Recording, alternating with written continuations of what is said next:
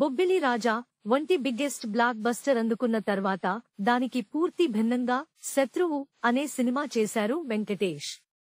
కోడి రామకృష్ణ డైరెక్ట్ చేసిన ఆ సినిమా జనవరి 1991 రిలీజ్ అయ్యి మంచి విజయాన్ని అందుకుంది. ఆ తర్వాత కె. రాఘవేంద్రరావు దర్శకత్వంలో కూలీ నంబర్ 1 చేశాడు. అది కూడా మంచి విజయాన్ని అందుకుంది. ఇలా బ్యాక్ టు బ్యాక్ హిట్స్ తర్వాత అప్పటి స్టార్ డైరెక్టర్ ఎ. కోదండరామిరెడ్డి దర్శకత్వంలో సూర్య ఐపీఎస్ అనే సినిమా చేశారు వెంకటేష్. విజయశాంతి హీరోయిన్ గా నటించింది. క్రేజీ కాంబో ఇది. వరుస హిట్ల తర్వాత వెంకటేష్ చేసిన కావడంతో భారీ అంచనాలు ఏర్పడ్డాయి. కానీ కట్ చేస్తే సూర్య ఐపీఎస్ నిరాశపరిచింది. ముందు నుండి నెలకొన్న హైప్ కారణంగా బాక్సాఫీస్ వద్ద యావరేజ్ ఫలితాన్ని అందుకుంది. కానీ అనుకున్న ఫలితాన్ని సాధించడంలో విఫలమైంది. ఇందుకు కారణాలు లేకపోలేదు. ఈ సినిమా కథ ప్రకారం హీరో తన తండ్రిని చంపాలనుకుంటాడు. అది ఆడియన్స్ కి రుచించలేదు. అలాగే వెంకటేష్ కంటే కూడా హీరోయిన్ విజయశాంతికి ఎక్కువ ప్రాముఖ్యత ఇచ్చారు అని.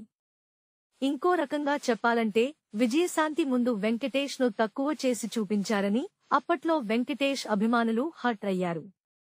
వాస్తవానికి శత్రువు లో కూడా విజయశాంతినే హీరోయిన్.